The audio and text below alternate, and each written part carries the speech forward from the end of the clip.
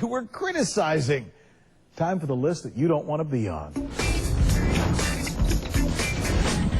Rick Perry, Republican governor of Texas, boasted about not accepting federal dollars for his state. Made it his crusade to rally against the president's stimulus with very colorful language, which included even a reference to the state's rights.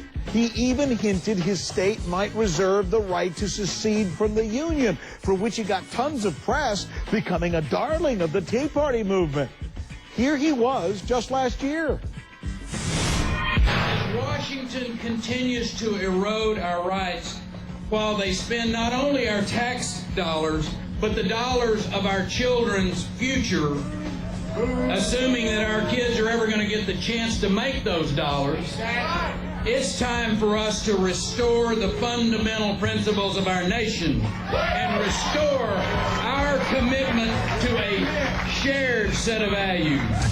There you go. In fact, Perry is even writing a book. It's entitled Fed Up, just in time for the midterm election season, about the dangers of big government. And this past April, he bragged at a Tea Party rally about turning down those stimulus dollars. We're surrounded by fellow patriots, individuals who embrace the concepts like lower taxes and smaller government and freedom for every individual. I'm talking about states' rights. States' rights. States' rights.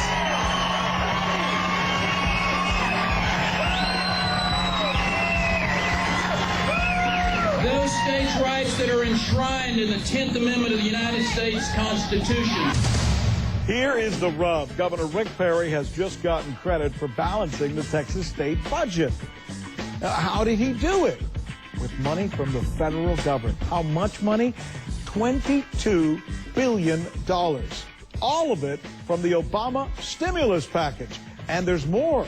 Sources that we've talked to say the governor had been bragging recently about declining $550 million while failing to mention that he was accepting $22 billion. 550, $22 billion? Do the math. And there's still more. Sources say lobbyists for the state of Texas were at the front door, right at the front of the line in Washington, asking for funds for the state while the governor was decrying those very same funds. I mean, can Governor Perry have it both ways?